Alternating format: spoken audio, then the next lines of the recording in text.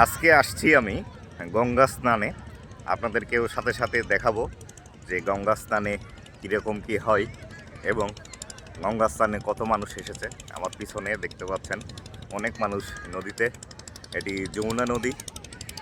তো আপনাদেরকে দেখাতে থাকি যে আসলে পরিবেশটা কেমন। এবং এই পাশে দেখতে পাচ্ছেন আমার পিছনে একদম চরের মতো অবস্থা, একদম চর পড়ে গেছে, বালু।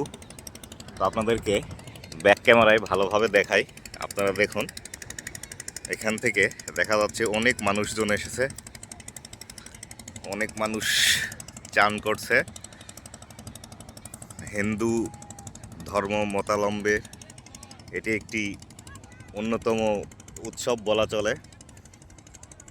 হিন্দু ধর্মের অনুসারী যারা আছে তারা বিশ্বাস করে যে আসলে গঙ্গা স্নানের মাধ্যমে তার যত পাপ আছে সব পাপগুলো ধুয়ে যাবে এবং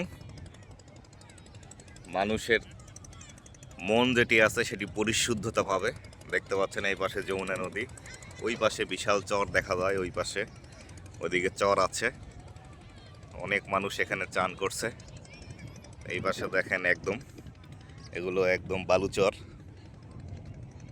ওই পাশে দেখা যায় কালীতলা ঘাট, যেটিকে বলা হয় সারিয়াকান্দির একদম ভাইরাল প্লেস।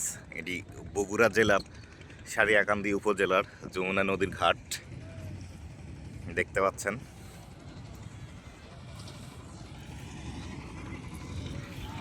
আমরা ফুল ফ্যামিলি সহ এসেছি। আমি একটু প্লেস দেখতে আসলাম, ওইদিকে একটু প্লেস ফাঁকা আছে দেখতে পাচ্ছেন, ওইদিকে একটু মানুষজন কম, তার কারণে আমি এইদিকে আসলাম। আমরা এইদিকে চান করব মনে হচ্ছে, তো ভালোভাবে দেখে তারপরে ডিসাইড করব। এই পাশে কেবল সূর্য উঠছে, এখন বাজে কেবল সকাল 8টার মতো। এত সকাল সকালই মানুষের অনেক ভিড় দেখতে পাচ্ছেন। তো এখানে ঝাউবনের মতো কিছু গাছ দেখা যাচ্ছে, আমি আপনাদেরকে দেখাচ্ছি।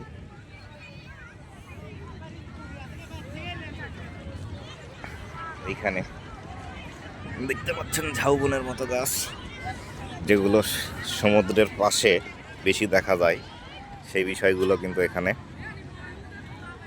এগুলো দেখতে কিন্তু অসাধারণ লাগছে।